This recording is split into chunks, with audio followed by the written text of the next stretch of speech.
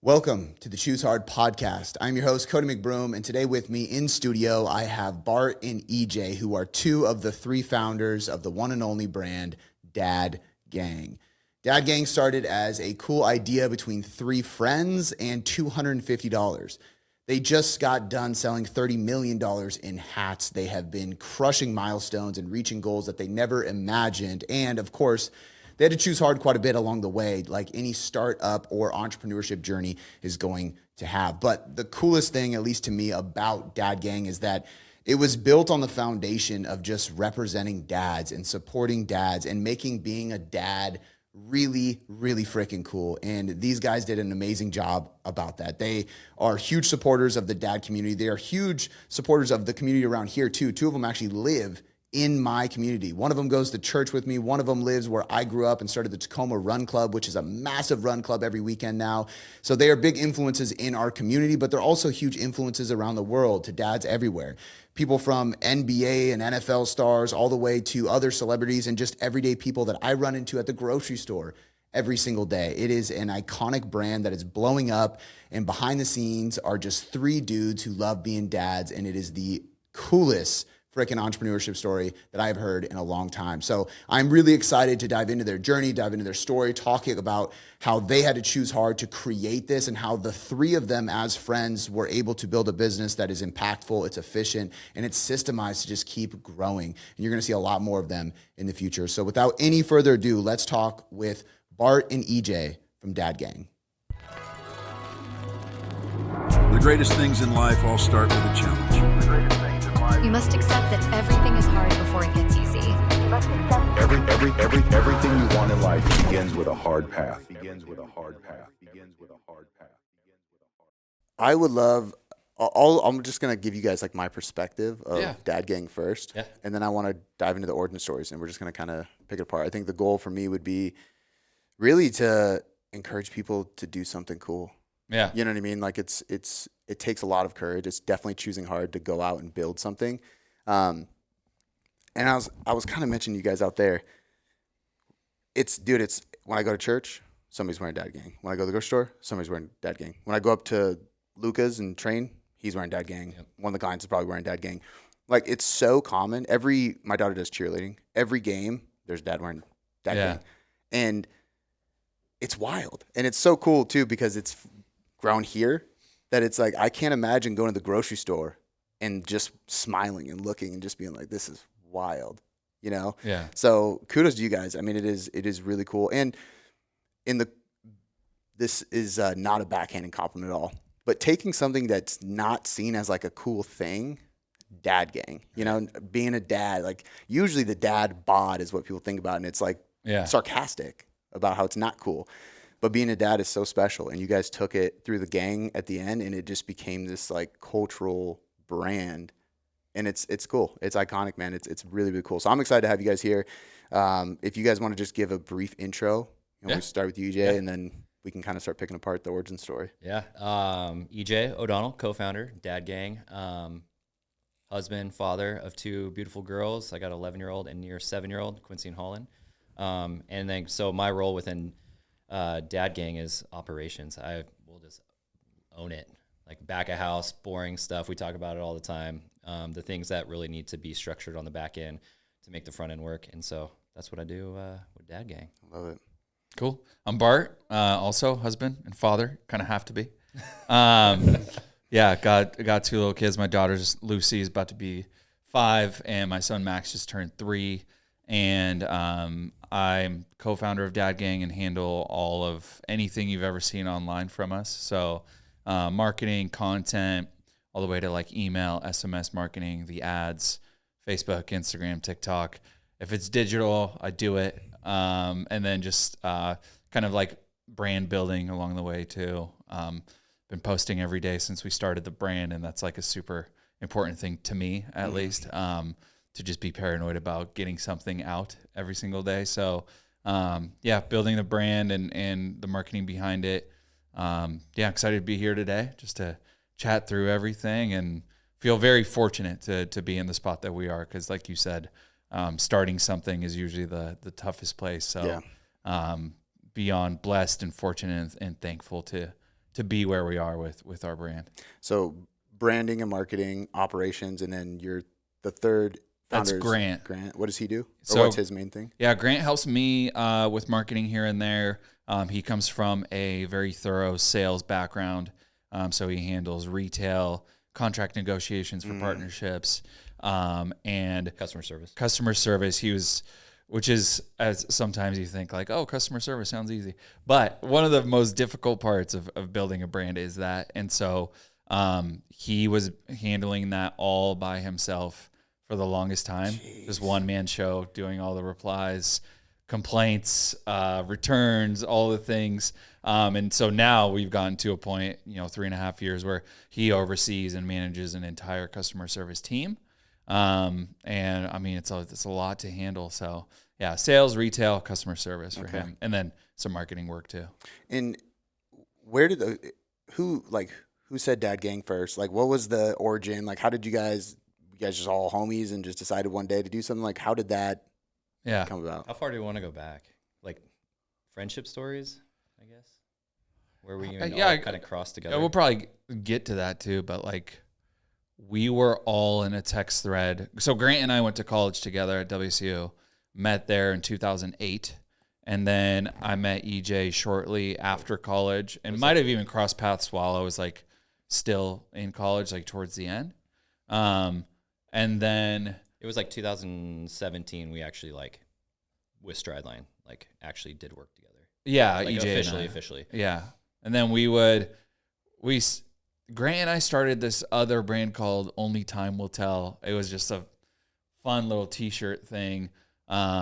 That was kind of like only time will tell, the outcome of whatever you work on. And you can judge somebody by their where they are now, but only time will tell where they end up. Yeah. And so EJ helped us with the shirts there, and we were all friends and chatting. And so I don't even know how the three of us ended up in the same text thread. No idea. Initially, it might have memory's tough on this one, but it might have been because of. So you the connector? Yeah, between Grant and I. Yeah, I don't care to take credit for it, but Right, sure. but you were the person that was Yeah. you're friends with him. Sure. Yeah, I connected EJ to Grant, and then we just started texting. And I think there was always kind of this looming thing that we should do something together. We were all dads, and we were just in a text thread, texting each other. He was dad first, obviously, then Grant, and then myself. But we were all texting each other about business opportunities, running, funny stuff, broing out, whatever, and then dad stuff towards just man, today was rough. My boss was a dick. I'm tired. Kid wouldn't sleep. All this struggle stuff. Some bros to vent to.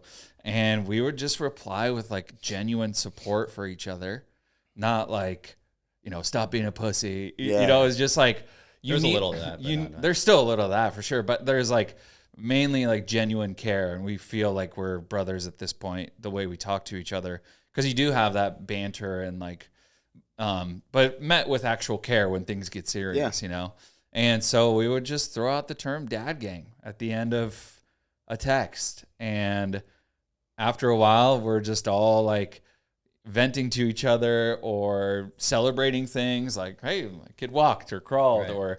or Quincy had a hard day at school and we figured it out, or something, and it was cool, man, dad gang. And then from that, it was kind of term just kept showing up with not that much intent to build a brand. No, there was really no intent. It was more, moms have a tremendous amount of support.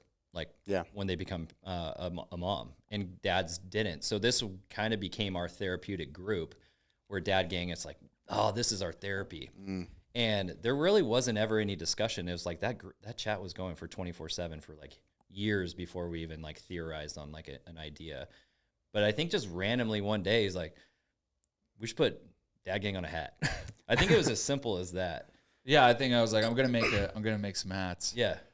And because I worked at Strideline for 6 years, and then before that for a streetwear brand. I was kind of just always in apparel. And to your point earlier, taking fatherhood, which wasn't a coolish brand thing to do. We all like just the way we dress. You're dressed like we don't dress like the dads of the past. Like high cargo shorts, tall socks, and Air Monarchs. So I was like, damn, I'm dad, and I love like representing it, and like especially new dads. Like if you take it the right way, you love it. And so it's like, but none of this stuff out here is like something I'd want to wear. It's just like number one dad or corny mowing the lawn dad bod stuff. It didn't represent us as actual fatherhood. Yeah. And so the A-frame streetwear hats were just like, and still are a thing. Like the 90s is kind of recycling itself in fashion right now. And I was just like, let's put on an A-frame hat and see what happens. Like from how this hat turns out and looks standpoint, not from a let's start a business. Yeah. And then it was like, well, the factory said we need to make 100. I was like, all right, well, let's see. I'll pop up a Shopify store because I've done that for a career. And like, let's see if it does anything. And sure enough, it did something on a level that was kind of like friends and family supported. And we posted on Instagram like, hey, we started this brand. It's Dad Gang for dads. We're sick of the funny, corny stuff. Let's make these hats.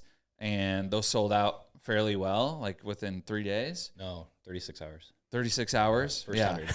I've told the story too many times now, I forget. I think that's a valid point. Like the first 100 went so quick. It was like kind of like a shock to us of like, it's rare that something like that happens. And even we can even step back a little bit. Like I've designed a tremendous amount of logos in my life. And he hit me up to design a Dad Gang logo. And this is rare. Like you actually like nail it first try. It's like, I had to have this idea of kind of curly font, blah, blah, blah, stacked. And I was like, cool, give me a day. Designed it. And he's like, it's perfect. Like that's like there was zero resistance to the brand. So looking back is like, that's not normal. Yeah. And then you go and sell 100 hats really quickly. I was like, that's not normal. Yeah. Like, maybe we do have something here. Oh yeah. But it was still too early to tell. I mean, as somebody who, I'm not in the apparel space, but I have an established brand, established following, established client base. Yeah. Selling 100 hats, selling 100 anything does not happen quickly. No. Even if you expect it. Because I've expected it to, because people, I'm going to get anything that you put out, that doesn't happen. A lot of talkers. Yeah. A lot of talkers. And now, I mean, for you guys, dude, I can think of multiple people who I know got a Dad Gang hat before the baby was even born. Yep. Yeah. I think Grant told me he's got a blue and a pink one ready. Because he doesn't even know yet, gender kind of stuff. It's like, it is wild. But what would you guys say about the natural aspect of the brand accumulating in longevity? Obviously, it's somewhat of a new, I think you guys 4 years. So still relatively new, I guess. But I think in that space, some brands come and go in a year. But I can think of so many brands just growing up in like the street skate kind of realm. Yeah. I mean, I could probably name quite a few that came out and I thought that they would last forever, and then they went away. They were selling at Zoomies, and then all of a sudden, next thing you know, they're gone. But it's brands with a meaning behind it that seem to really kind of stand the test of time, because you're buying more than just a cool looking hat. Right. Yeah. You know what I mean? Like, is that really, do you guys think that's the real? Yeah. I think same with you. I grew up loving like World Industries, Blind, Flip, like all the skate companies that turned to apparel companies. It was a natural progression to go from the board to apparel. And once that didn't last, like they were abundant.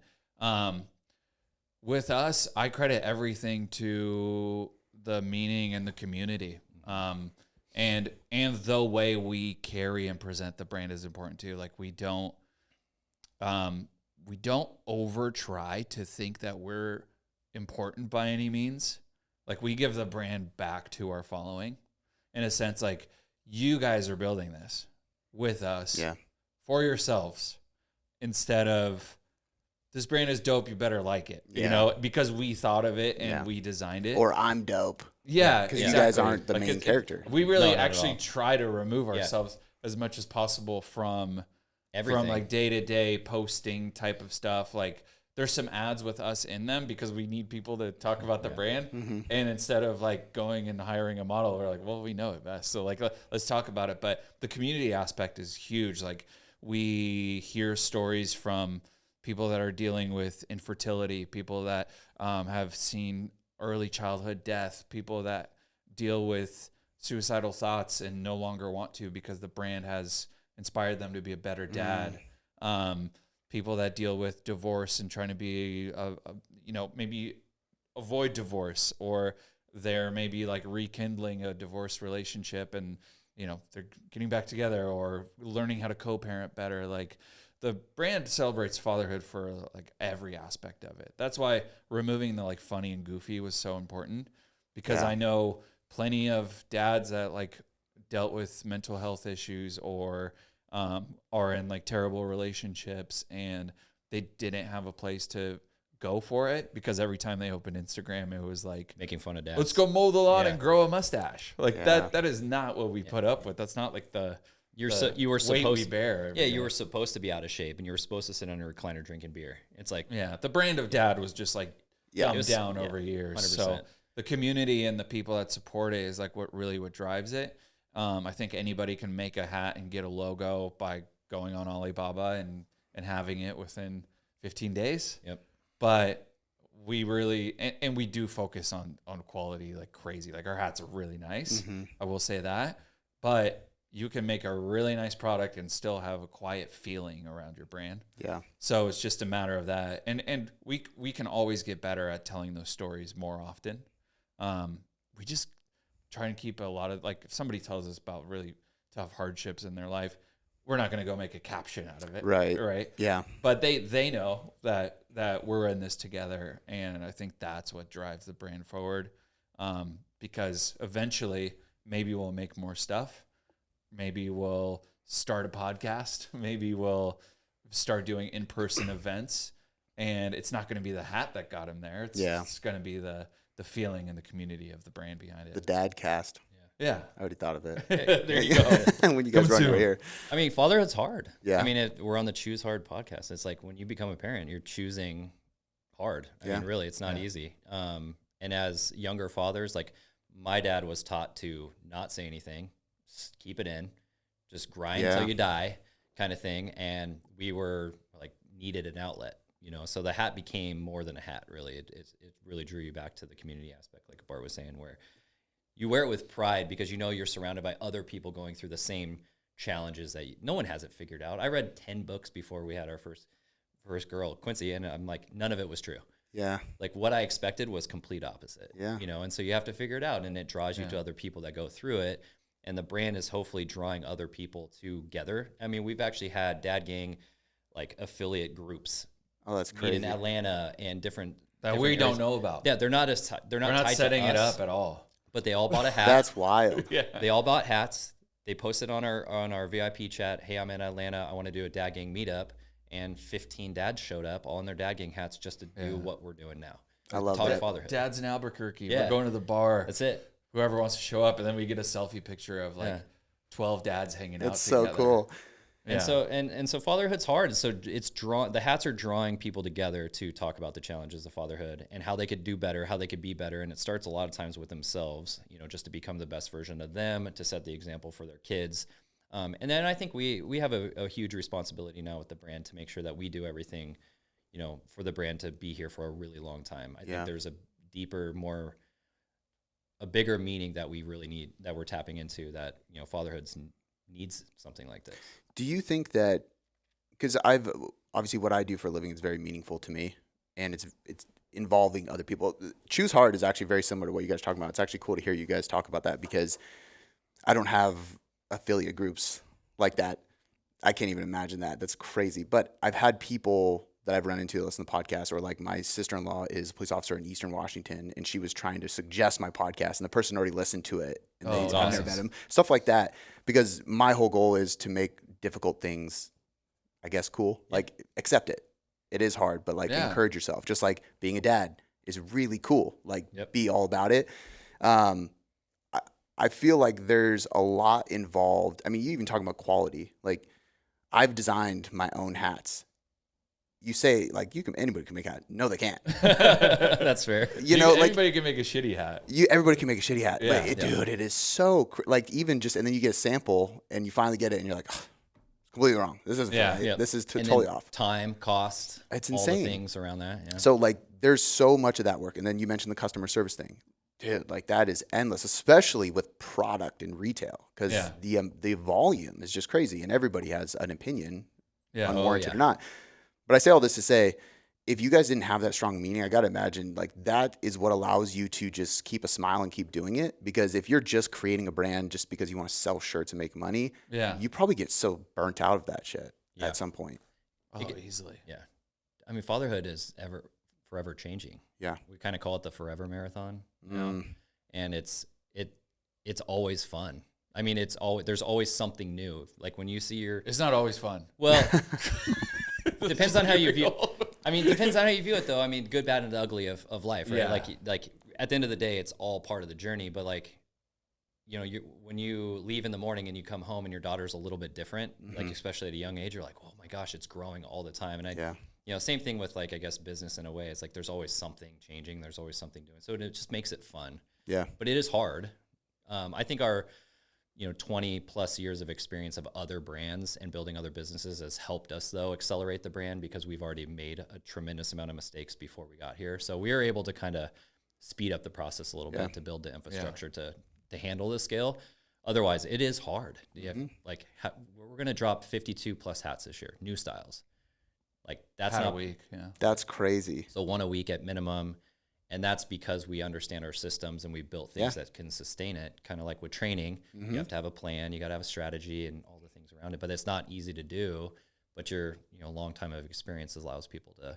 When you got to fail, I mean, you saying that you guys did all these other things, you have to try things and fail at them before you get whatever the actual thing that God has planned for you later on. That's the only way you're going to get it right. And that's part of the plan, right? Yeah, like exactly. Failing is part of the plan. It's really the best once you're on the other side of it. And it's really the worst when you're in it. Yeah. And I think, I'm about to be 38, and like one of the things that keeps popping up is that like we've all been through our struggles, layoffs, bad jobs, no end in sight type of situations where you're like, man, what am I going to do next? And I just remember like going through a terrible time upon moving and like losing a job at the same time. And my wife was like, you'll figure it out. And I'm like, why are you so casual about this? Yeah. And looking back, I'm like, she just was being a supportive wife. Right. But I, in the moment, was like, this is the worst. Yeah. And I could have easily like tucked my tail and complained. But instead, I always tell the story, I like went into demon mode where I just like put my head down, hit up my networks, over applied to jobs, and then like went and looked out for like consulting gigs and like figured it out, right?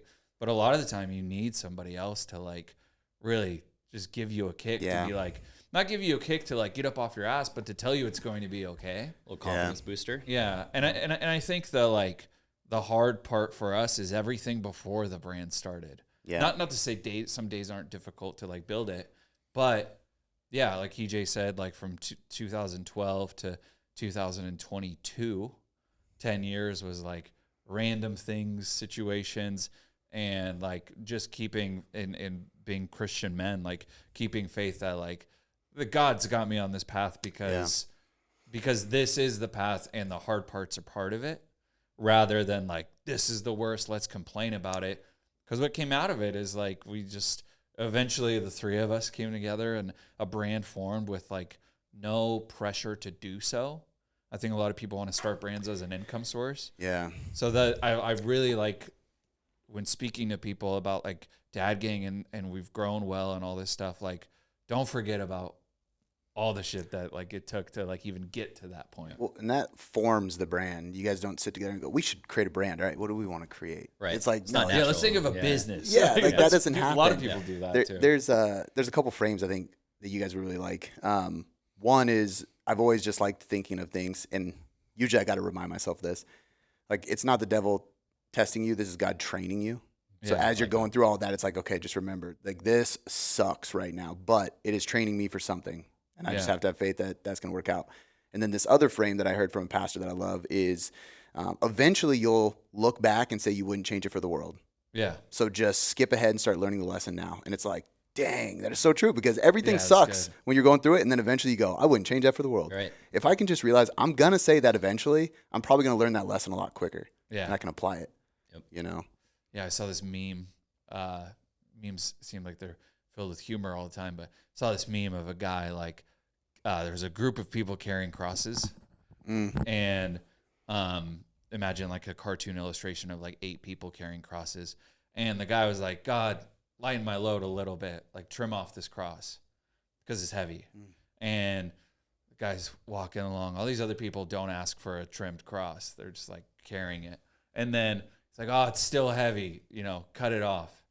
And it's a guy losing faith, right? Yeah. And then at the third stage of the graphic, there's a cliff, but there's the other side of the cliff, and the people lay their cross on it and walk across. And the guy lost so much faith along the way that his cross was too short to deal with the hard times. Yeah.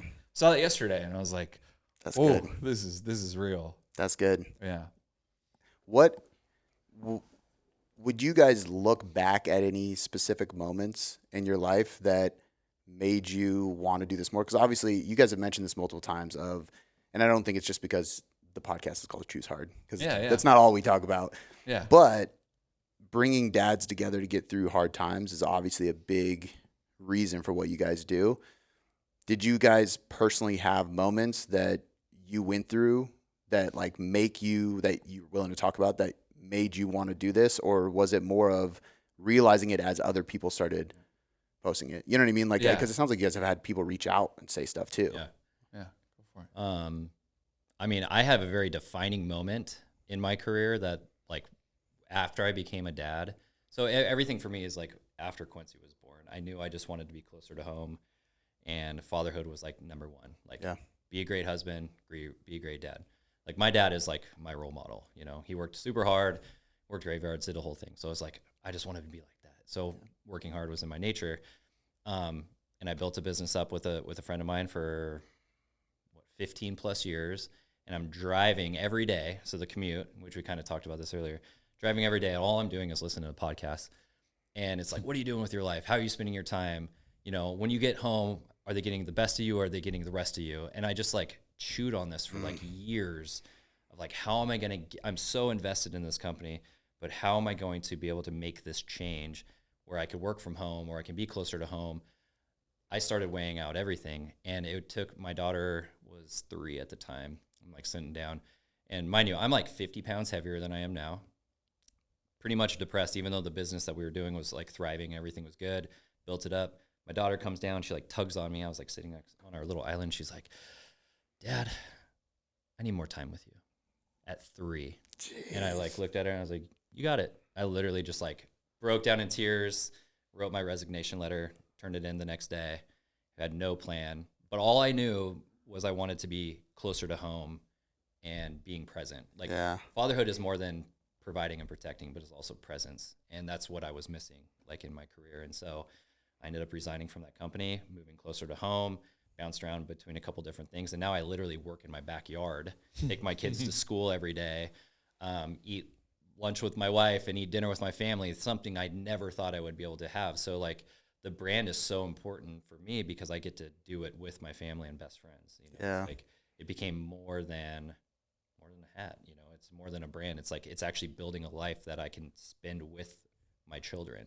But it was that defining moment of like, I felt like a failure, really, because it's like I built all this thing up. We had 25 employees. It was like my identity was built into this business, and I was a customer. And you were a customer, exactly. I was too. And that's where we actually met. Like, when I was choosing, it's actually funny because we go to sushi like once every other week or so. It's so good. When I was finally deciding to like move on and started kind of putting some feelers out, he was the first person I told, unbeknownst that like we'd actually be doing work together, and we went and ate sushi together. It was back in like 2018.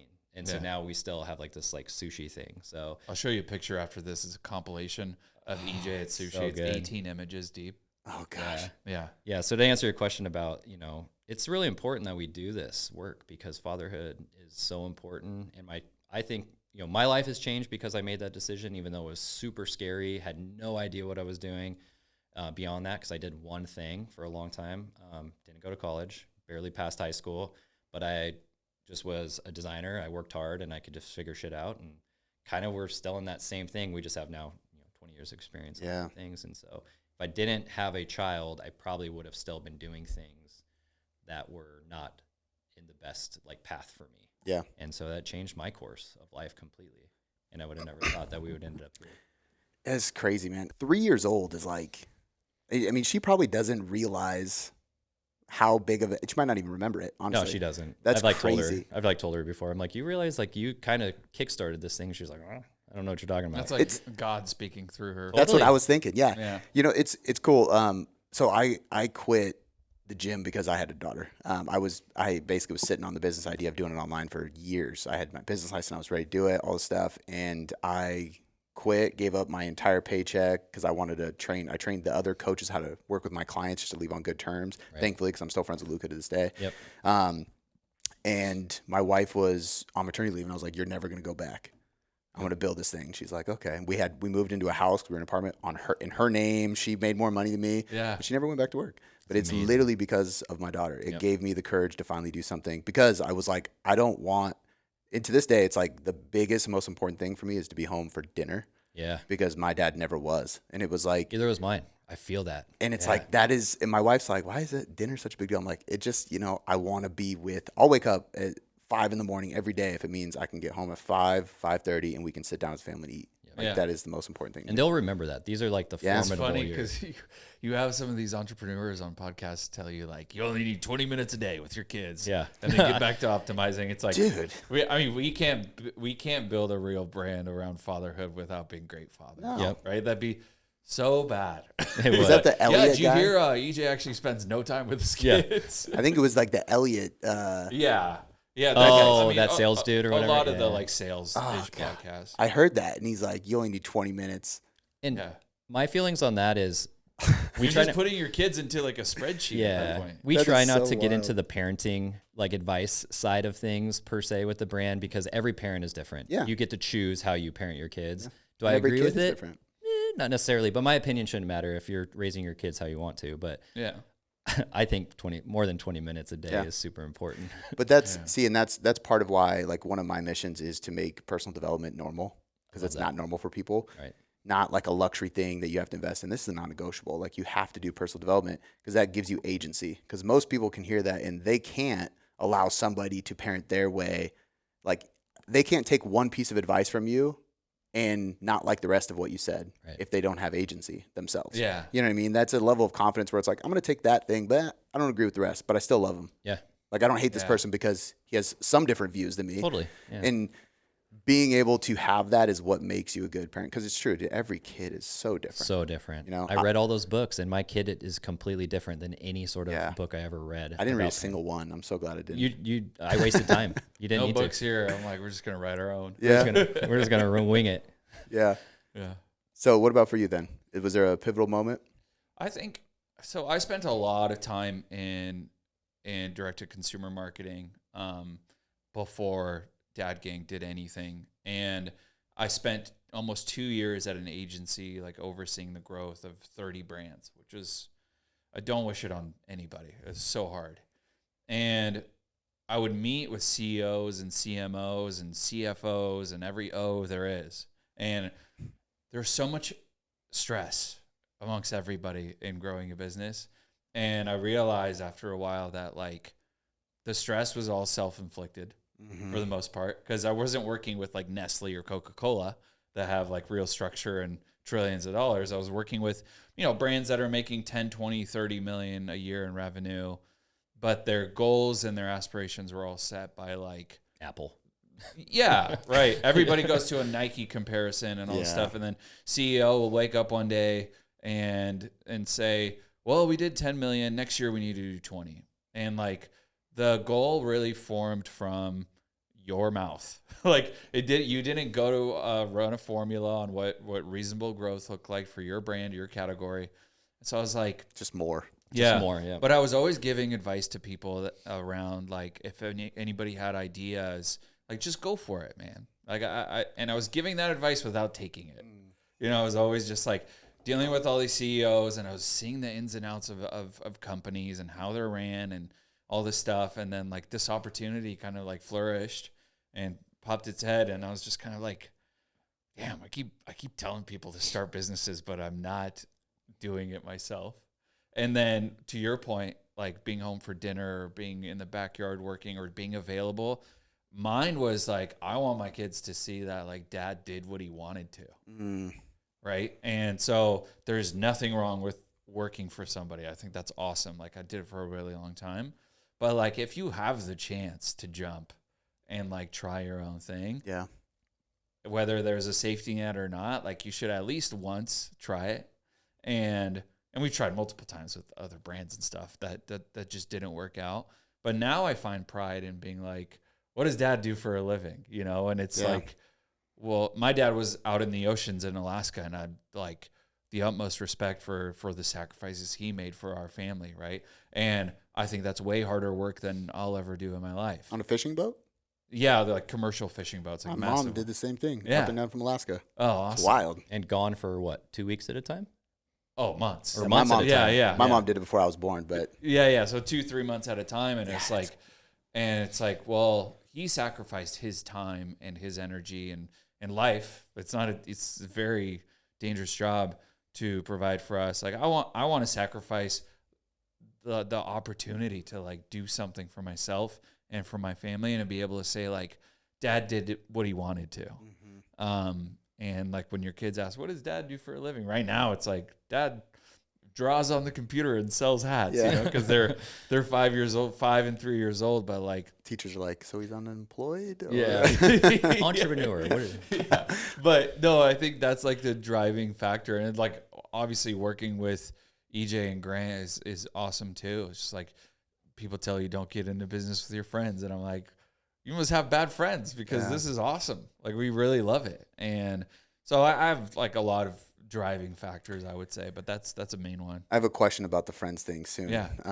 But because you're bringing up your dad's, I'm curious of what both of them did. Did he do that for your whole life? Yeah, my dad is semi-retired now. Like he still goes out and does like single 2-week missions where he like because he was a technician on those boats, so he would fix the machines that process the fish pretty much. Got it. But yeah, he did that from his 20s to his 60s. And what about you? My dad, animal care. He just retired, right? My dad just retired at the beginning of this year. Okay. He worked from 18 years old to 63, I think he is this year. And he did animal control his entire career. Animal control, like wildlife? No, just like city. So Like the trucks you see pull up with cages and stuff. like dog catcher. Yeah. Like essentially, like he was animal control officer he started in Spokane. We went to Denver for a second, then ended up in Tacoma. Okay. And he worked for Tacoma Pierce That's County. probably why you don't have dogs. That's why I don't have dogs. And you guys both have great relationships with your dads. Yeah. Oh yeah. No, So- even more so as grown men. It's I think as I've gotten older, because my dad was working graveyards all the time, so I didn't see him as much. You know, he was getting home when we were going to school, and like your dad was gone for months at a time. So I almost didn't see my dad because he was sleeping during the day and then going to work when I was home. Yeah. But as I've gotten older, like even on the drives and listening to podcasts, I would talk to my dad for an hour. You know, for years, like so we became closer as I got older, and definitely after I became a parent. For sure. Well, and it's the reason I asked too is because I feel like you guys are on. I feel like this wave of right now, especially with like our age of dads, I don't know if you guys went through this transition of almost like missing and then resenting and then understanding, you know, because it's like you're missing him because he's not there, you're a kid, and then you kind of resent him for not being there, and then you become a parent, you get it, but you're going to do it different. Because what you guys are saying you're all about and what you want to show your kids is the opposite of what your parents did to an extent, but they didn't have a dad to teach them that. Correct. And so like this is like the idea of being that version of you as a role model is able to shift the next generation of kids because they see what a dad is in a completely different lens. You know? Yeah. And I think my mom did a really good job of holding it down while he was gone and like emphasizing the importance of why he was gone. So I don't recall too much resentment around it. And then now that I'm like fully grown man, I'm like, holy shit, like few months, 6 months in the middle of the ocean. I couldn't imagine that. Like slicing your fingers on these crazy machines and like just like being away. When we go on little dad gang trips for projects, like 3 days. For 3 days, it's like That's when I'm like, for me, because we grew up different, but like for me, I'm like, it's 3 days. Who cares, right? Yeah. When you went out for 6 months. Yeah.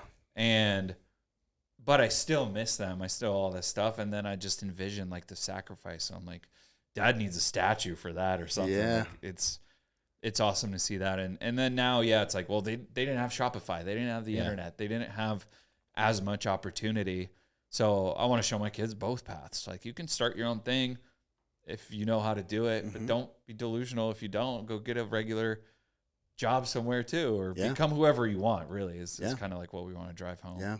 I never had any of the resentment because my dad always showed up for, like, he coached my t-ball team and my baseball team, and we made it every soccer game half asleep, but he was there. So I never really had that resentment either. I just always was like, man, he needs a break. He's like, because he was always tired when he was trying to do it, so he kind of just muscled it up and did it. But he actually has more guilt now. Oh, yeah. He was like, I wasn't there enough. I was like, I didn't feel that, but I mean, you're going to have to work through that one. Yeah. He also didn't come from any like solid financial settings. No. It's like, I could see where, like, if your dad was making a ton of money and he was gone, you're like, dude, you could probably take a break. We're fine. Yeah. Right. No. But it was necessary for him to go to Alaska. It wasn't 100%. An option. Yeah. And I mean, I'm 40 and my dad's 63. Like, we're not that far off. Yeah. They were super young. So we had no money growing up. So he was just doing what he needed to do. I had a great childhood. I got to do everything with my friends. Yeah. One thing I do credit my parents, though, is because they moved around a lot, is when we ended up in Tacoma, they were just like, we're staying here. Like, we're going to plant some roots, and I want you to have friends. I want you to go to 3 schools and stay here. Because they went to like 10 or 12 different schools in different states. Yeah. And that was kind of the military life, too. You're bouncing around. Yeah. Because both grandparents were in the military. And so that allowed me to actually have a really good childhood. I didn't think we didn't have that much. We had a house, I had a bike, had skateboard. Yeah, like, kids don't know. It's awesome. I was naive enough to just be like, no, this is great. My friends live down the street. My dad is going to work, and my mom holding it down at home. We always had peanut butter and jelly. Like, I didn't need that much. See, for me, by the time I would be able to recognize money, we didn't have it anymore. But like, before my parents split up, my dad was kind of the situation where he did work too much and he was making a lot. I mean, we had a Porsche, he had an F-350, a Lincoln. Like, I didn't even know what a Porsche was. Sure. I had no idea. And he it was a gift, actually. I think he told me I think it was the Cincinnati Bengals. Is it punter? It was like an auction. He got it for winning sales or something. Like, he's in the oil industry, but I didn't know any of that stuff back then. It didn't matter to me. And then once I'm in like high school and I'm like, money is fascinating. It's cool. I'm listening to rap and I'm seeing pro skateboarders, and now they got all this money, and then they were split up and he already had that lesson learned.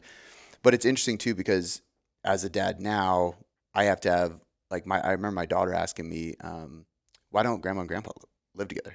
I don't get it. And I had to like explain what a divorce was, and then my in-laws are divorced, but they're best friends. And then my parents are not best friends. Yeah. So it's like this teaching all these different dynamics. Or the backyard. She was complaining about our backyard. And I was like, Dad didn't have a backyard. We live in an apartment. She's like, what do you excuse mean? me? What's an apartment? And it was like this whole thing. What's an apartment? And I'm like, yeah, that sucked. But going back to eventually, I'll understand it. It's like, this is a cool lesson to be able to teach her. I love that about really young kids. Like, we went to Oregon, and like I accidentally booked like a really bad motel, and it was just did not need to stay there, but booked it, and it was like Shiloh Inn. It was like a Worse. Motel 6 type deal, and we stayed there, and the kids had such a good time, and I was just like, we need to be a little bit more like them pretty often, because it's like, just they don't care. They don't care about the like emphasis on what a brand like does when you're staying somewhere, or it's just nice to be like, you didn't know what like wealth felt like. I didn't either. I grew up in Poland, by the way, until 7. So we just in like project building apartments in there. But I had so much fun. It was like, I had a little bike, and it was so cool. So I think we all need to be like a little bit more like little kids around that kind of stuff. How do you guys look at setting? You kind of talked about like seeing your environment in the workspace of like more, being able to set goals that like Because like you know, as an entrepreneur, you do have to grow. Yeah, like that's part of 100%. it. But also, if you Yeah. only focus on growing, you're focusing on the wrong thing. Yep. But if you only focus on the right thing, you're not growing. And Yep. it's like this. Okay, how do I actually figure out what goals to set? 'Cause I Yeah. think every entrepreneur's done it. I've done it, and then you feel empty in it, and you're like, okay, I'm just chasing numbers. What's the purpose? You know. Well, you hate goals. We actually have this funny banter. It's like, because I'm a very goal oriented person. Like I set certain metrics that I like to hit. Operations brain, Yeah, pretty standard. But I'm not like chasing growth. Like $100 million doesn't excite me. Like, but building the infrastructure to handle $100 million excites me.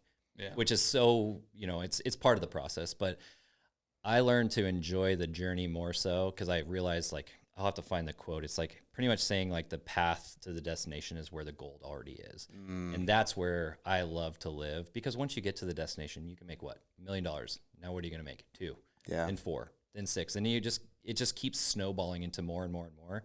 And I think that's where self-awareness comes in, is like, what actually makes you happy? Like, how much do you actually need? Yeah. I just wanted time and presence with my kids. And that's, I think, why we also keep our hats really inexpensive, because we understand, like, there's hat brands that sell for $75, $80. Yeah. We sell ours for $35 for a reason. We want every dad to be able to have one.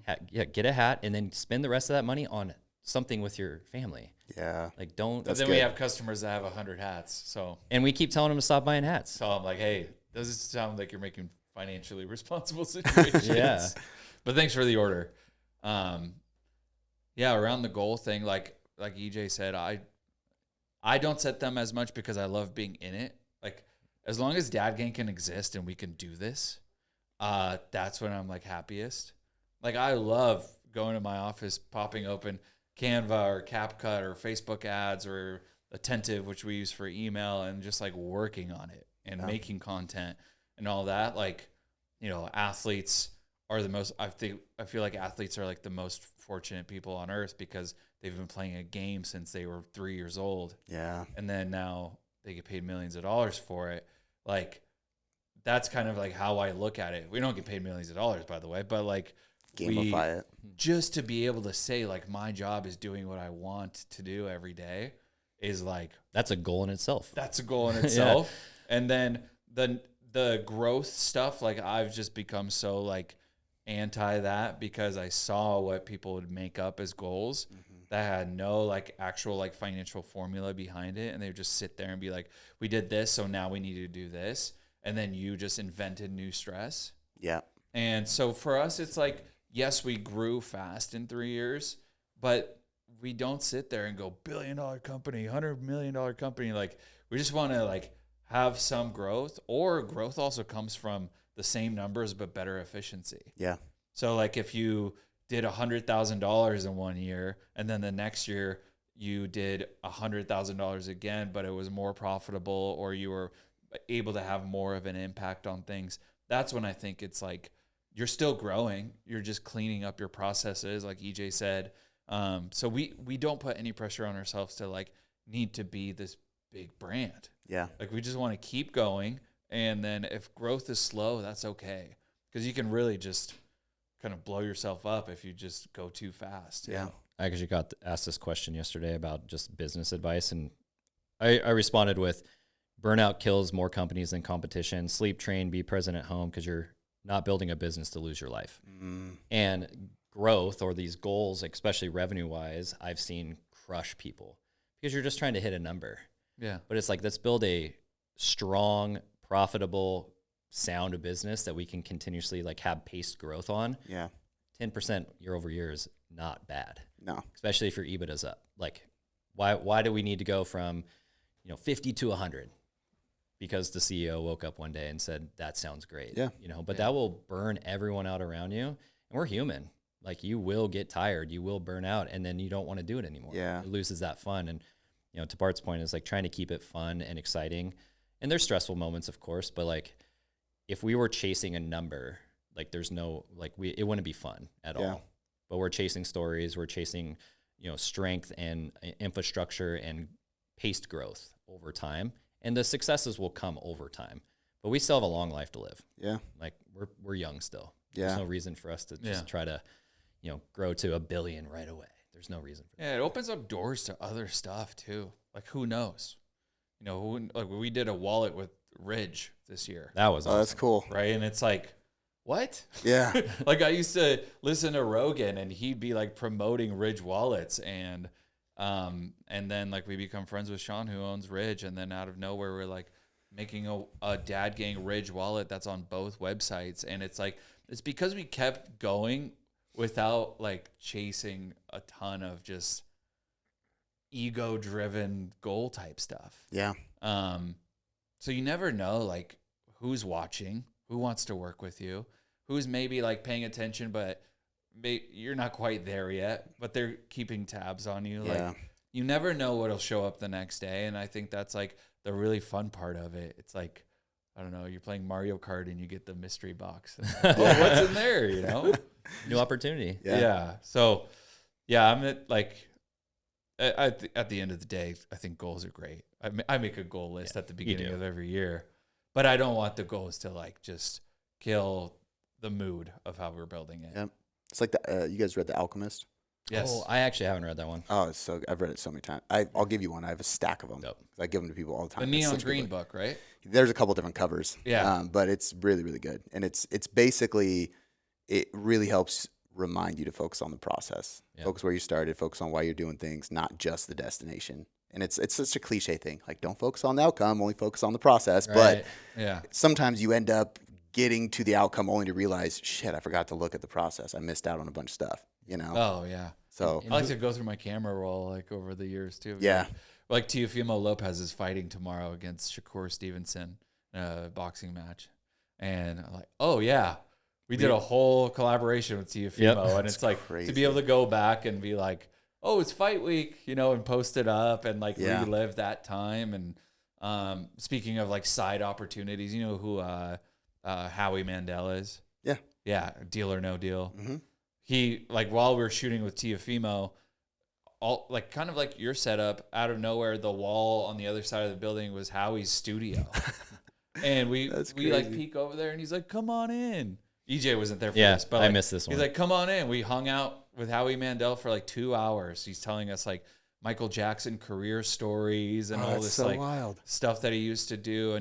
And then he's also an investor in a hologram, like is it a hologram? Holographic like Booth. teleporting box company. Whoa. So you can be like here in your podcast studio, and then you can have like this box at your house, and you want to like talk to your daughter. She can like see you in the box that's at home. It's crazy. It's like Jetsons type stuff. Yeah. But yeah, and then Teofimo bought one while we were there, and it's like, once again, you never know what Yeah. just like working in the process can bring. And we're like, it's so cool to do a collaboration with Teofimo, and then out of nowhere you're like, oh, and Howie Mandel. Yeah. So random.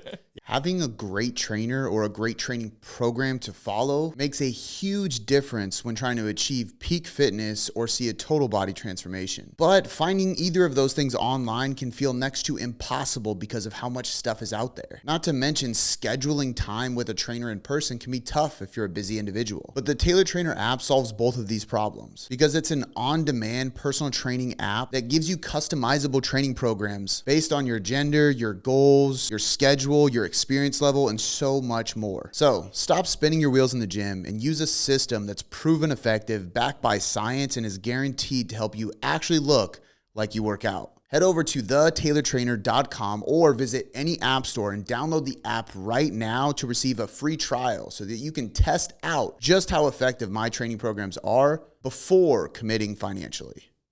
The last podcast I was listening to was Bert Kreischer on Joe Rogan.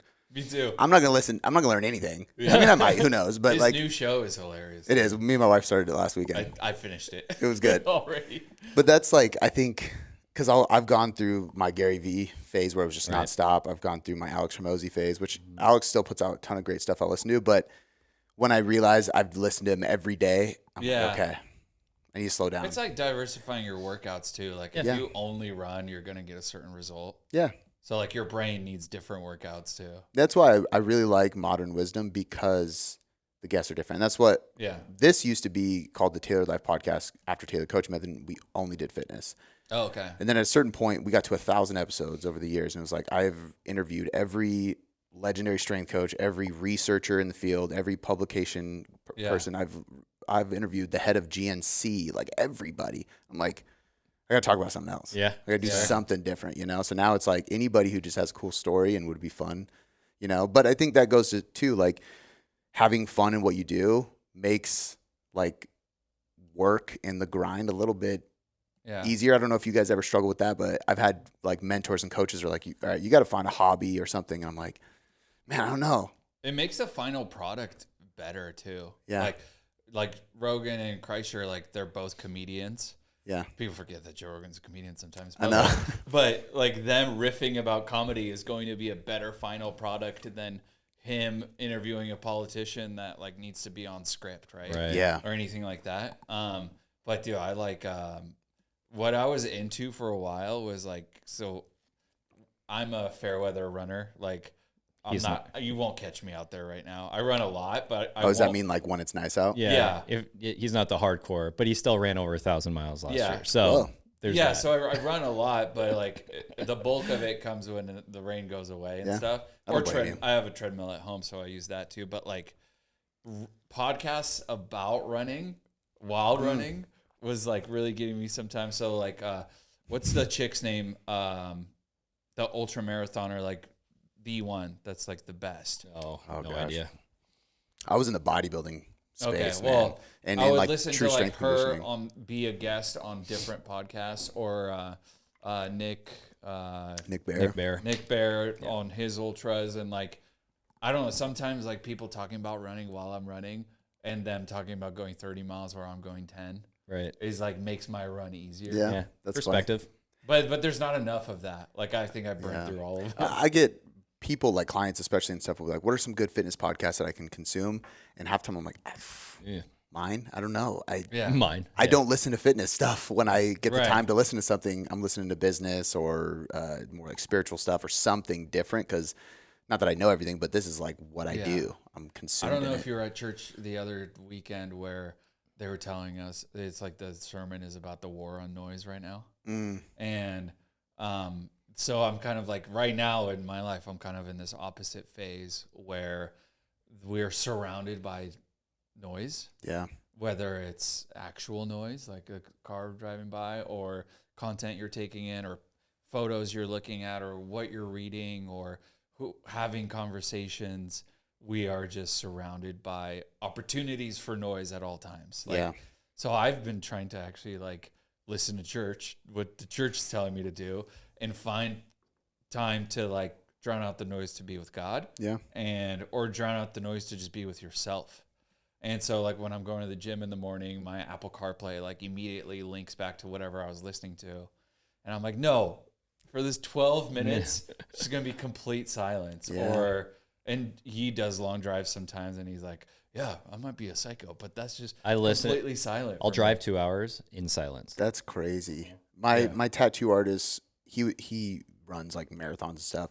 Actually, he had a kid and then a second kid, and so I took over his training and started helping him. Yeah. In exchange for tattoos, I have some room That's left. amazing. So that's a good trade out, right? It is really good. I'm actually going down there. He's in Boise now. In a month. There's another. I wonder if Jake Thomas, who I was just talking about, his tattoo artist moved to Boise. Oh, that's probably him. This guy lived in Ellensburg, and then he ended up moving. His name's Tony Tattooer on Instagram. He's actually been on the podcast. His dad was a psychologist, so he's got to like, be the same guy. It can't be somebody else. Like, both those guys' tattoo. Yeah, that's funny. Boise. Yeah, Boise's the topic right now. Yeah, but that's what he would do. He would run for hours, and I'm like, so what are you listening to? He's like, nothing. Yeah. Like, bro, and that was before I ran. So that's what Goggins does. That's crazy. I don't listen to music when I run either. Like, see, that's just because it's quiet time. I need it. But I respect it. Like, I wish I could do that more. And I have a moment where my headphones died mid-run, and I got reliant on the tempo. Yeah. And then when it died, it just messed up my whole run. And you started humming to yourself. It threw the whole thing off. And I was like, I don't want outside factors to contribute to the effort that I'm putting in. And so I just stopped listening to music. But also, I wanted to get deep in thought a lot of times. And that's choosing so hard. It is hard. It is. But I learned a lot of this too through my friend Kevin Sturdivant. He has this thing called the 7 equities, where it's kind of a calibration tool for how you view like your life. And it starts with mind, body, soul is like your top. And a lot of people reverse it, where they have the 7 equities: mind, body, soul, family, friends, business, money. So business and money is at the bottom, but a lot of times people are using business and money at the top. And that was me pre-fatherhood. It was like just work, make money, blah, blah, blah. But I was also the most unhealthy. And so when I flipped it around and you started actually taking care of yourself, your mind, body, and your spirit or your relationship with God, you become the best version of yourself. Therefore, you're living in true alignment of what you're supposed to be. And coincidentally, here we are sitting here, business and money are more abundant. Yeah. Because I'm actually living a life of least resistance, because I'm putting myself first, then my family, then social, and then business and money. And in that process, I learned that I needed to cut the noise. And that's where I started doing it. I always, the way I've said it is faith, family, fitness, faith, family, fitness, finance, and finance is like it's the business same end, thing, just structured a little different. Exactly. And there's so many people that have that are very successful that I've taken that from. I didn't make it up. I just try to follow what they do. But the quiet part has always been my biggest struggle. It's actually what it sounds. It makes me sound like a psychopath actually saying it. But the part I love about training for these endurance races, the reason I've done bodybuilding competitions, is the suffering part. Yeah. When you're suffering and you have to be on the treadmill, and I'm like nearly dead. I'm so lean and dieting, and I'm on the treadmill for an hour a day. There's like a spiritual connection. There's a deeper connection with myself. It's you get so much of that, and then you go back to normal life, and it's like you're craving that thing, and you got to be careful with it, obviously, but that's why I started running. I'm like, all right, well, this is the next thing, I guess. It's suffering. That's why we started running 8 years ago, and because we wanted to do things that we didn't like to do. Yeah. Run. That sounded terrible. Yeah. Now I love it. Now I can't go like more than 2 days without running. Yeah. It's so weird. It is weird. Okay, so what we were kind of talking about a little bit earlier too was the friend piece, and I really want to pull that out of you guys because I think you said everybody says don't. Yeah. Yeah. Which I've heard mixed. I've had bad experiences personally, and I've had great experiences. I've done business with my best friend, but we met through business first. He was actually a client of mine, and then years later, he baptized me. We go on double dates. My wife was the one that did the decoration stuff that we were talking about. So I think it can go both ways. One of the things that I find really cool, and I would imagine it's because you guys had so much business experience beforehand, is not stepping on each other's toes. Like, how did that work out? You guys walk in and it's just like you guys are just perfectly set up to do different roles. Like, yeah, actually, we all have a very strong, we all kind of did all of the things, but he has a strong suit. I have my strong suit. Grant has a strong suit. And we kind of didn't mean to do this, but we're all just going to stay in our lanes and respect each other's experience here and trust each other, that we know the best in those areas. And we say it all the time, hey, stay in your lane. Or if it's a marketing thing, I always pass it to him. I'm like, hey, this is your world. You tell me if this is a good thing, I'll respond in a certain way. Or if it's a retailer, it's it immediately goes. We have just our lanes we stay in, and so we just respect those boundaries. And they're well defined too. They are. I feel, again, kind of maybe that's another agency thing that I took away from was I can't stand cooks in the kitchen just because you exist. Yeah. If you're good at podcasting or strength training or coaching somebody, you don't need the person that just happens to be there to give advice on why you should do it differently or find an enhancement, right? You have to respect people's experiences and what they've done and how they've done it. If EJ was an ops guy and he was terrible at it throughout his career, we wouldn't be like, EJ's got this. Yeah. It's all trusted, right? Yeah. And you can't have ego involved with that. No. Though. Yeah. No. And when things get delegated to your lane, throw a task in the air, who's that going to fall to? Say it's box manufacturing and it's on EJ because it's an operational thing. Then he just knows that it's his, or I know that I need to help with design elements on it or something. And then how are we going to market it? And then how are we going to sell it to Grant? So it's all working in tandem, but the tasks that come out of those things just get grabbed out of what needs to. And then he said, we say it all the time. We actually don't say it that often, but if somebody like really encroaches into a lane, like EJ, if he were to ever be like, oh, Bart, I think you should make that ad differently, I'd just be like, Lane. Yeah. He would be like, all right, all good. Especially if it's a bad idea. If it's a good idea, I'd be like, not a bad idea. But if it was a bad idea, he'd be like, just stay over there. Yeah, and it's not to say the walls are just totally up on everything. It's just like, if an idea forms, then at least have it be like well informed and stuff. Well, there's a difference between an opinion and advice. Yeah. This is what I usually tell people, because people will be like, they shift or they're pivoting what they're doing, and it turns out that their mom had an opinion and they're taking it as advice. Right. Yeah. Meanwhile, their mom never was an And entrepreneur. have you ever or been on anything. Twitter? The amount of advice going thrown out there. It's like if you just followed one person, you're like, oh my gosh. Oh, I hate that. Yeah, we would be like working on brands, and our agency founder would get a email from another guy that's a marketer, and they'd be like, why aren't we doing this? Yeah. That guy said it yesterday, and Well, we have a why aren't we doing plan. this for this Yeah. brand. It's like, well, because he thought of it, we didn't, and we don't know if this is going to work for a supplement company, a furniture company, and an apparel brand all across. Like everybody's business is different, so like, yeah. But back to like how we treat it. It's just like, I don't know. We really respect each other a lot too. So like, I'm not gonna go tell EJ how to bring in a container that's coming in off a boat with 60,000 hats. Like, And- Bart, what are you doing? Like, don't touch this. And to be honest, like I don't really care to do content that much. Like, Yeah. I enjoy it once in a while, but it's like, it's not my thing. Put me in a spreadsheet and building out forecasts Yeah. all day. He's a But he's freak in like, the sheets. but he's like, I hate Excel. Yeah, I'm totally freaking shit. But he hates Excel, so it's Yeah. like he wants to build content and do what he's good at. So it's like it just naturally gravitates to our strengths anyways. And it just, again, we were brought together to maybe do this because, we're all three fathers. We all have three different skill sets. We had long-term marriages. Like everything is aligned across the board, and so that's, I don't know, maybe call us lucky or what, but it's just, it works well. And then we have like a kind of a gray area when it's decision-making around finances or future plans. Like we all talk about it. Then we have an established voting system and, 2 versus 1. All right, well, we're doing this. And we're like, cool, Yeah, you guys can't decide. get hurt. You can't get like, you got to remove your feelings from so much of this stuff. Yeah. It's just a decision. Like, There's no hill to die on here, kind of thing.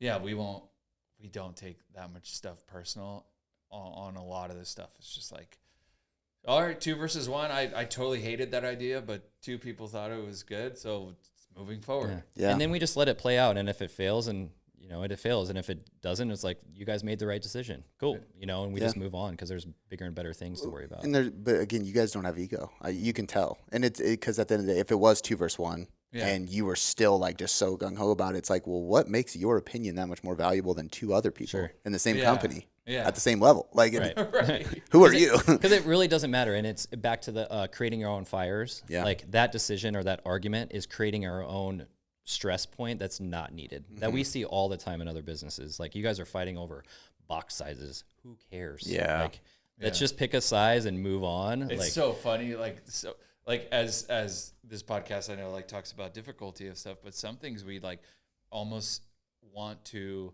simplify as much as possible. Like we have a big retailer rollout coming up, right? And we've been asked to do like signage for them and display racks and like things that I used to work on in companies that would get triple revised, over designed and all these things and cost a lot. and of I'm money. like, EJ, in text thread, I'm like, EJ, what are the dimensions? All right, cool. I go into Canva, easiest platform to use ever. Yeah. Whip it up. I send 2 versions. I don't think there was even a comment back. It just went straight to the retailer. I just said, make sure that it's high res for printing. Yeah. And then Yeah. dialed in. But there was no like, oh, well, I think, this should be here. Like there's so much trust in what we do. Or like if Grant's like, hey, we should bring on this service for customer service because it's going to bring down the amount of tickets we get on somebody wanting to exchange a hat because of a sizing issue. Like we can bring on a platform that'll do that automatically for us.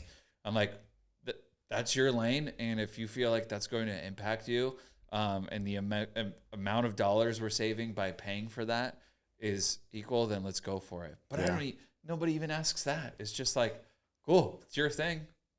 And then if it doesn't work out for anything we do down the road, then bring that up too. That takes experience though too. Yeah. Because even like, it's just me. I mean, I own the company, you know, but I have people in positions now where it's took a while for me to finally just be like, just do, I don't care. Like that is Give them your that ownership. Exactly. And then at a certain point now it's like, you know better than I do. Yeah. Or like I'll ask one of my director of coaching, Ariel, there's been times where I'm like, what do you think I would do or say? And then she'll say it and I'm like, that's even better. Yeah. Yeah. Go for it, you know, like, because otherwise I'm going to slow you down. Like, I don't want to micromanage. That's great. We move faster. in my opinion. Like giving them the ownership. Yeah. Like they already know the answer. They're just looking at you to sign off on it real Yeah. quick. But it's trusting the right people, you know? I think even like, you know, people have different opinions on this guy and his ego, but like one of the smartest thing I ever heard Kanye say was like, I love to surround myself with people that are way better at me than what I do. Yeah. Like if obviously he's good at a lot of things, but you know, he's not gonna, I don't know, like tour stage building, right? He's gonna hire a contractor to do that. And he's gonna trust him to be the best at that.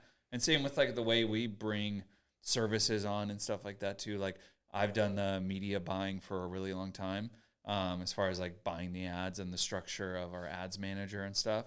And I know how to do that fairly well because I've done it for a long time. But I know a guy that's way better than me. Yeah. And I don't talk, like you've seen the chats, I don't talk to him that much. Mm. Like I'm like, you're way better than me, and I'm not going to bother you. You'll move way faster that way too, because then you guys can do exactly what you're meant to do more.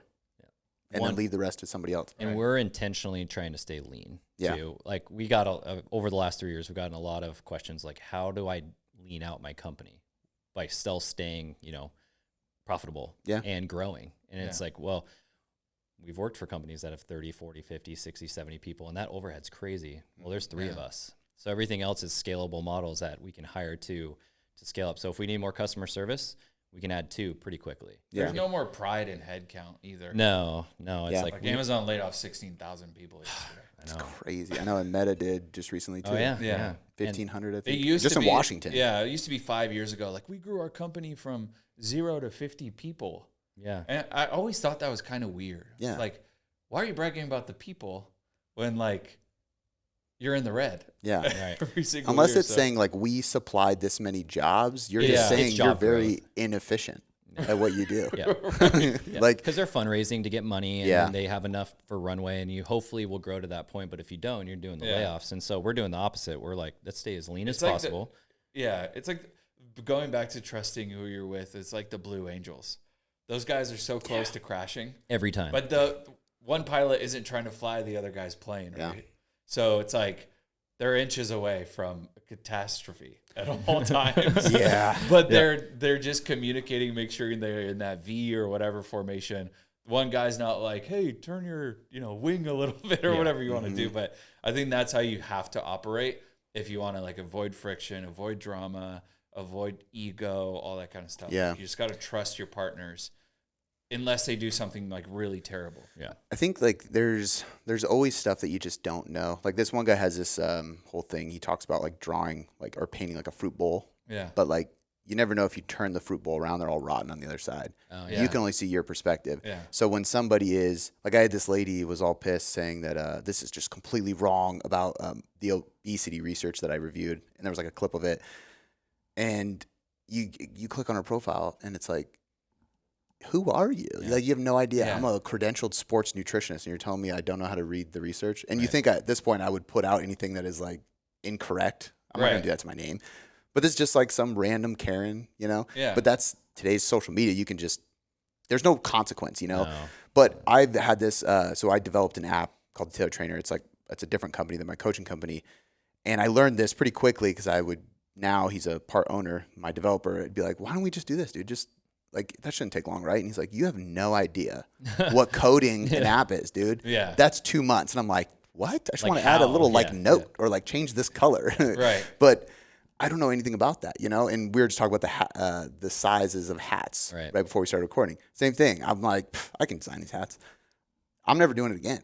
Right. I'm stubborn, so I stuck with it until I got the one model, Sure, just yeah. the one variation that I liked. But you just don't really know what goes into it. So if you understand that you don't know what goes into his side, and you understand that you don't fully know what goes into his side. Yep. Now we all know we have opinions, and maybe it's a good idea, but also it's not advice. It's not like I'm not pushing this. I don't know it all. Yeah. And you can kind of back off, you know? There's always room for some critiquing or feedback because that viewpoint is important. Like if we're missing a piece, I mean, I don't remember, you made a suggestion at one point. I can't remember what it was, but it was like this really great suggestion on the ops side. I was like, didn't even think of that. Because I'm in my world of ops where sometimes you just don't think of it. Yeah, you got one viewpoint. It ended up being like a really, really good change. Saved us a bunch of money, you know, because he had just that perspective of like, hey, what might have been like terms on how we pay for our hats or something. It was something like that, but it was just like this really pivotal moment where like that actually saves us a lot of money. Yeah. That's awesome. And maybe how you present that idea, like if you do have one, you should present it the right way. Yeah. Like, hey, this isn't my lane. I was just thinking something. What do you think of this? Yeah. Rather than like, hey, I think we should do this. Sure. Yeah. We need to do this. Communication. And marriages, business partnership, fatherhood, it's all communication. Yeah. Like how your deliverables are really can change the way like people view what you're saying. Yeah. Well, and there had to be there's got to be like a very common, I find this in most companies that are, especially with strong cultures, there has to be like a common vision, right? I'm assuming you guys have a very aligned common goal. Otherwise, one person's chasing a financial goal, one person's chasing like a community goal. Like it just doesn't, you guys, I'm assuming, are just all in the same lane. Yeah. Yeah. We want to build a great business that showcases fatherhood and build a community around it. And then the finances will work itself out in the time being. But if we can make an impact to all the dads out there by putting a hat on their head, that's cool. There's 75 million dads in the United States right now. Yeah. We're not even close to that number. Yeah. So we have a long way to go. Yeah. You know, but it's more than a hat. And it hopefully will change the way that they, you know, view fatherhood and view themselves and put their best foot forward. And that changes society in itself, you know, back to personal development. Yeah. It's like it kind of really does start with you. Do you guys know how many hats you've sold? Yes. How many? Should we tell them? And that doesn't even count like, I mean, that doesn't count like you just gave me a stack that I'm going to wear. Like, you know? Yeah, we're just about right around 1 million sold so in crazy. 3.5 years. That is so crazy. Yeah, I don't know the exact number today, but it's really I listen close. to that like in a way that you listen to it. Like I don't believe it. That's Yeah, so I don't cool. either. It's a number. It's a stat. Yeah. But But I mean, there's easily 500,000 different dudes wearing dad hats. You know, because let's say the guy that has a shelf, and then there's the person that just bought one. But like at the end of the day, there's 500,000 dudes walking around. at least. I mean, like I don't know if we were recording when I said this. I can't go anywhere without seeing somebody wearing a dad hat. It's the coolest fucking thing ever, dude. Any grocery store around here. I drive up to Renton. I see them everywhere. Like I see it on my social media for people that have no idea where I'm at and they don't follow me. Like it's everywhere. It's wild. And we share that exact same feeling that you do. Like we don't see it and think, oh yeah, that's us. You know, we think, whoa, I still the guy at the grocery store. You know, like we send a lot of snipe freak photos. out just as much as it like our friends do that like want to send us photos and stuff. So like that's like I think that's why the companies like ran so well too, because we have not put an ego of like I'm the founder. You know, like we don't care. We do not like we make this brand with people and for people, and there's still no like I don't look at myself as like the founder of Dad Gang. I'm just like guys building it. You guys kind of keep yourself reserved, which is cool. Like it's not like hard to find out. Yeah, we don't want people to like associate Dad Gang with these guys. So do you guys ever stop people in public and be like, man, that's a cool hat? Like just because? Here and there. Yeah, it kind of I depends. probably on do it the least. I would feel like I would do it all the time. Opportunistically. Like that's a sick hat, man. Like, Yeah. It was like Give him a nod. we were down at Ruston and this dude was walking towards me. He was by himself and he's wearing a hat. I'm wearing a hat. I'm like, bro, I love your hat. And he's like, man. And he stopped. And he's like, I love this brand. Like I have like 10 hats. He's like, man, I love Then that you you have- And then I'm you like, gotta say something. I'm like, I'm one of the co-founders. And he lost his mind. Took That's a selfie so with cool. me. And I'm like, I'm just a regular dude that makes hats. It's just, but that genuine connection, like that is like fueling the tank. Because were you by yourself? I was with my family. I was And going to they- ask if your Yeah. kids saw it. And That's so so cool. That's cool for the kids to see for sure. Well, and they're bragging about it more. It's like my dad makes Dad Gang hats, you know, and we have our Kid Gang line too. So like my daughter was at dance yesterday wearing Kid Gang, and all the kids are like, "What's Kid Gang? I want Kid Gang too." And so it's like built for the kids. That's super cool. But like I don't go out of my way to be like, "Yo, what's up?" But it's like if it's there and the opportunity comes up, it's such a prideful moment. But it's crazy when you actually meet somebody that's wearing it. Actually, half the time they don't believe us. And we're like, oh, I'm one of the co-founders. Like, no way. Yeah. I'm like, no, Yeah, right. I promise you. And then they were like, realize it, but I think, I don't do much any of that. yeah, I mean, it just kind of depends on where the situation is. But I mean, I didn't even know you went to the same church as me until like an hour ago. Yeah, I think I saw you like off in the distance a while ago, and I was like, I think that's him. That's crazy. Yeah. but if we're But it's cool. Like, I mean, that shows a lot about you guys, Yeah. Like, it's not about you. No, I think anything that we've ever done has never been about us. But we know the responsibility levels that are here now. But like for like Run Club that I have, it's like it's not my Run Club. It's Run Club's Run Club. And Dad Gang, it's like sure we own it, but it's for the dads. Yeah. It's like those are the things that are important to us because it's making an impact there, not just our lives. And there are brands that are super successful based off people, like personal brand is Mr. a lot. Beast and Sure. Prime Drinks and all that stuff. Like Yeah. big brands, but the burden of needing to stay perfect because your brand is you is also another thing too. Like we're just dads that I'm exhausted. trying to figure it out. Like I don't want to be out there like, yo, I'm the perfect dad and I have everything figured out and buy my hat. Like that just it's not real at all. I mean, working, being a dad, husband, like all that's exhausting enough. Yeah. Like I don't need to be something else for a million other people. Yeah. It's like we're trying to just be the best fathers and husbands that we can and friends. Yeah. My grandpa used to always say, if you don't lie, you never have a story to remember.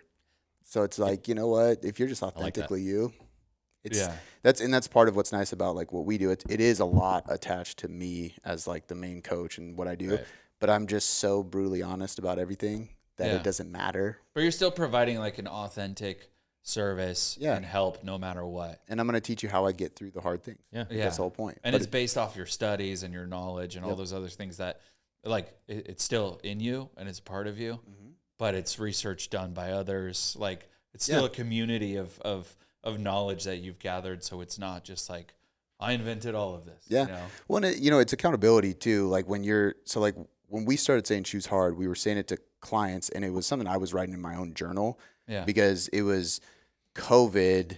My daughter was getting kidney surgery.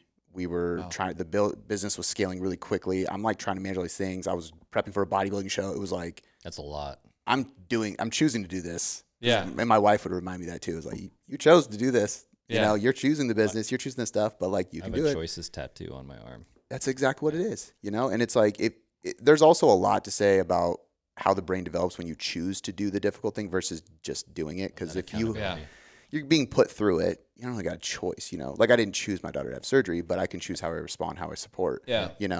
My wife ended up later on having surgery. Ironically, I was prepping for another Show. Yeah. Yeah. It's again like, okay, like this is here. How am I going to choose to show up? Because that's what my daughter's going to remember. Right. You know, even the thought of like your kids might watch this on YouTube 10 years from now. Yeah. Right. Like somebody told me that not too long ago. They're like, just remember podcasts and YouTube videos live forever. Forever. It's like, dang, my daughter might watch this in high school. Yep. Yeah. So That'd be weird. say But good what things am I only. saying? But no, I think what you guys are doing in general, it's pretty wild. Like it's cool, especially being local, like seeing it. I mean, even Tacoma Run Club, dude, I knew about that way before I realized you were the dude. Yeah. Like, so it's really cool the way you guys are going about it all. I want to wrap up with just like a couple questions and then you guys can kind of leave listeners with stuff. One is the side tag on your hats every time. If you know, you know. Why do you guys put that? Because to me, like I think I get it, but I would love to hear like how that came about. It's on almost all of them, right? It's on all of them. Every single Okay. hat. Yeah. So did you guys grab that when it was a relatively new kind of? No, I mean, the way that I think, we kind of mixed stories on how we got there, but like for me, I always got asked like, what's it like to be a father?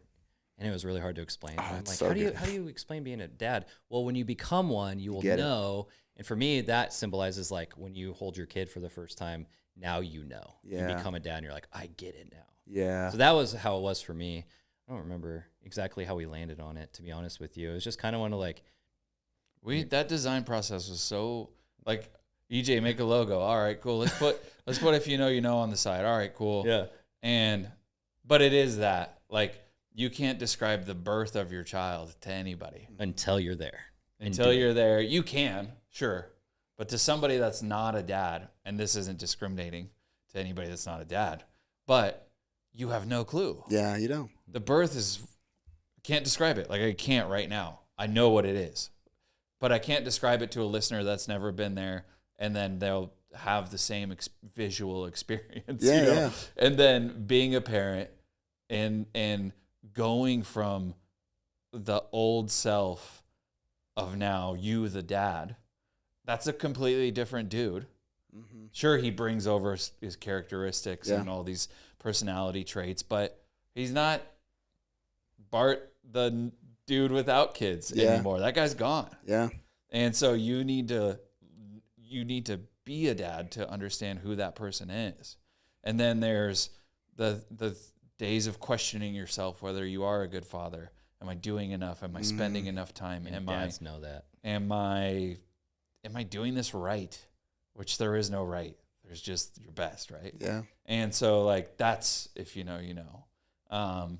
And then from a community aspect, it's like if you're in the grocery store and you see another Dad Gang hat, it's like you give them a nod or a wink or a thumbs up. It's kind of like, yeah, if you know.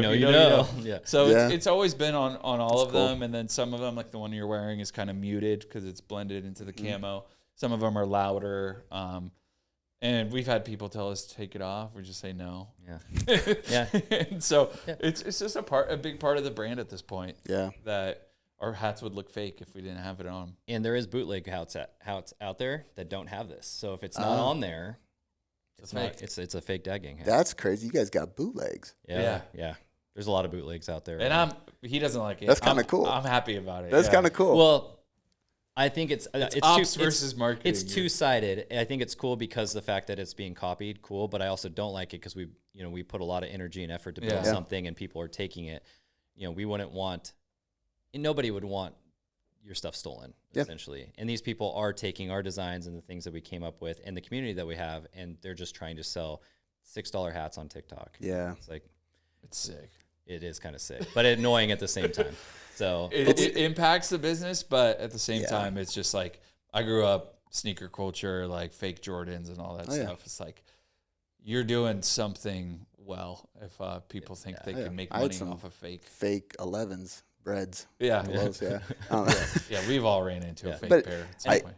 this is some good balance though, where Yeah. his opinion is like sick and mine's just like protector. Yeah. I'm like, we got to protect the brand, and like, I think he sees my viewpoint. I also see. Yeah, we're not his. going to argue over it. Yeah, It's just and like but what it's it is. It's good. Like I'm like, yeah, you're right. It is cool, but at the same time, there's this, and then we decide whether or not if we need to take action or something like that. There's a yin and a yang. 100%. Yeah, it's we've had a couple people essentially rip off our logo in the fitness space, and it's just a different name with the same exact inverted. Isn't it funny? It is funny. Yeah. And I've even had one. He was in Dubai. He just literally tailored the whole logo. Oh my gosh. Yeah. I've had people steal my email marketing, and then like one of my coaches like, hey, I'm signed up for this newsletter, and they even used your like signature nickname because I used to put like Cody nickname Mick Broom. They took everything. Wow. And my wife is the one that's like, you got to go after them. Like this is bullshit. They're taking your hard work, and I'm like, no. It's like I don't know that many people that this happens to. It's kind of cool. Like It probably won't succeed beyond a certain point. They won't. And that's where I like have to like. Yeah. We're also just in the age of that being easier. Yeah, it's pretty easy to redigitize our logo, throw it on a cap. It is, yeah. Yeah. A lot of that stuff is easier now. All right. Is there anything you guys want to, like, parting words, I guess, just one thing from each of you, maybe to dads, to listeners, to anything? I think that, like I said, from my perspective, you guys are building something really cool. Yeah. And it's been Thank growing you. and Thank growing. you for, I mean, I think most of all, just thanks for having us out. Like we started this not that long ago, and to like have people want to talk to us is really cool. awesome. And yeah, I think the main thing we always want to drive is that like the brand is for dads, and it's for the empowerment of fatherhood and the reality of it, rather than any gimmick logo you can slap on a hat. It's like we really, we have a private Facebook group. It's like 14,000 dads in there. That's crazy. And I manage it and run it, and I'll like post about a hat that's come out, things that are on the way and stuff. But like I encourage that group, and it's happening more now, to just like speak to each other. Yeah. I don't care if you buy a hat from this group. Like, I just want the dad that's can't figure out what, like I did this with the group. I was like, my daughter was going into a little pre-K. I was like, man, I don't know how I feel about this. You know, like, will she be okay? I hope she doesn't cry all day. Like, all these feelings of dropping your kid off somewhere are technically strange for the first time. It is, and then you leave, and you're like, and then that's so weird. I leaned on that group to like to help me, and then 22 comments flowed in that were like, yeah, here's my experience, and it actually helped, you know. And so we just want dads to like not only see the brand for great hats, but like just a place to come to when maybe you don't have somebody to talk to. Yeah. Which is pretty common for men. You know, it's starting to get better, I think. But and it's free too, so you don't have to pay for therapists. Well, send me the link so I can put it in the link of of course, that'd be description great. here. That'd be awesome. But for me, it's just reminding dads they're doing a good job. You know, just show up, do your best every day. We're all going through it in some way, fashion, or form, and it's just it's going to be hard sometimes. But yeah, really try to draw into the community of what Dad Gang has for them, or just find their own little community. Because I mean, what came out of our group chat is what the VIP chat kind of is in a larger form. Just finding some people to talk to. Yeah. Try not to keep it in, but ultimately, really try your best to take care of yourself because your kids are counting on you. You know, so show up your best. You're doing a great job, and you know, just keep showing up. I think it's cool too to see just like how human you guys are, because I think I doubt anybody thinks this, but I get this in the fitness space way more. But it's like, yeah, but like you do everything perfectly. Yeah. It's like, no, I enjoyed having some drinks with my wife, and I was a fat kid. I love cookies and fatty cheeses and stuff, you know. Oh yeah. It's not the easiest thing for me either, but this is my responsibility. So like, you guys aren't perfect dads, but you're trying to figure it out at the same time, and you're just putting your effort in there and encouraging others to do so. And like, that alone is super helpful. I heard this, it was actually a mother who said this to her child that was angry at the dad. And she said, remember that your dad is like a tour guide in a place he's never been before. Yeah, he's just trying to figure it out and guide you along the way. And it was like, that's a really good example. Because even if you had a great dad, your kid's different than you were when you were a kid, and it's a different time, a different era. Like, we're all just figuring it out. Yep. You know? Oh yeah, screen time and all these new things. I had we had 2 channels when I was a kid, so it's like, it's almost like in a funny way we started the brand because we needed help too. Yeah, you know, and it's like, now we have a lot of help. Yeah. That's cool. Yep. Well, I'm going to put your guys' socials, the website, the Facebook group, all that stuff in the description. I encourage everybody to go check it out. I feel like you guys should start a podcast. Yeah. Sometime. I think it would be. We talk about it. We got all the mics and stuff. We've bought mics and cameras and stuff, but this is like the best forum where you can like be in person. Yeah. And Grant's in California and we get together, but like to really, if we did it, same with like we put out quality products, we want to put out a somewhat of a quality like cadence to a podcast. Yeah. Yep. So it'd be ideal if we were closer together. That'd be nice. Well, if you guys have any content that you've done that I can put in there so people can learn more about you guys, the brand, story, all that kind of stuff, I'll do that too. But thank you guys for coming out and spending the day with me. Oh, thank you. It's an honor, man. Thank you. Yeah.